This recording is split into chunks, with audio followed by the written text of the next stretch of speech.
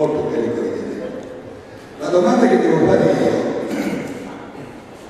non è rivolta alla questa sera, assolutamente, perché, ma è rivolta alla Neppi, che so che è qui presente. Neppi. Allora, la domanda è semplicissima. Da quello che ci ha detto il sindaco, hanno partecipato 3 aziende a questa cosa. E voi avete vinto, diciamo, questo bando di gara, giusto?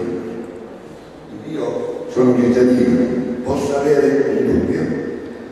Voi l'avete vinto con un numero di unità lavorative superiore del 50% di quello che hanno presentato gli altri 2.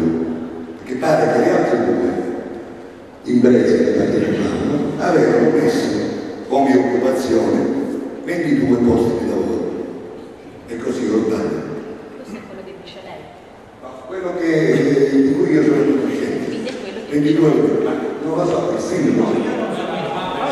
Allora, la domanda me lo vedo io, quello che io sono a conoscenza.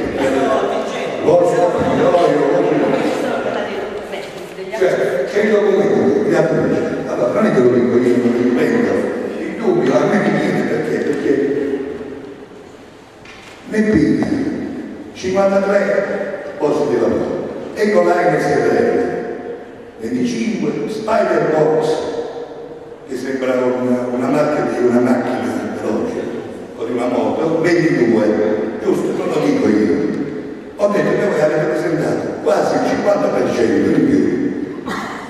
La domanda che vi faccio è questa: come mai 3 aziende professioniste su questo campo, 3 progetti identici a partecipare a questo, c'è una disparità del 50% delle unità lavorative? Il dubbio che mi sorge è che potete togliermi soltanto voi, ma non a me. Il problema non è mio, soltanto mio, di dubbio. E il problema è di quella signora che è intervenuta prima, è del sindaco che ha parlato e ha esposto le cose, è dell'amministrazione, maggioranza e minoranza, e di ogni singolo cittadino che si dice. Ora, ho finito in 3 minuti, perché se ho finito la domanda che devo fare è questa. Non succede niente. Poi voglio aggiungere un'altra cosa, molto semplice.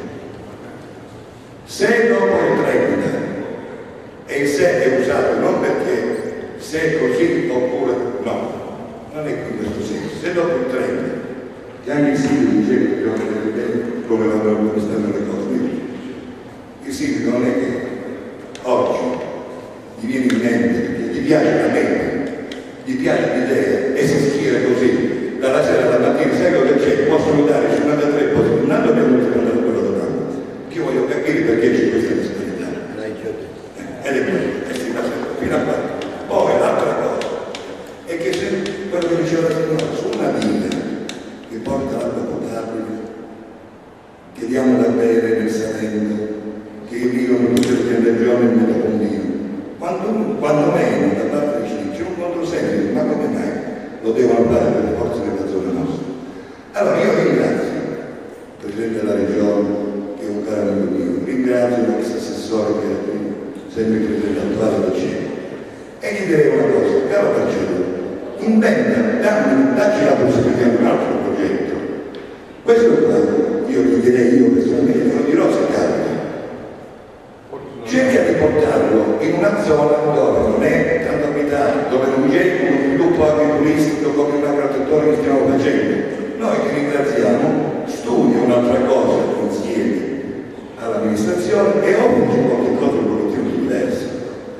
Perché ci sono zone nella Basilicata dove sono un pochettino puritane, io li chiamo le Calanghe, e le Calanghe ci sono in parecchie parti della Basilicata.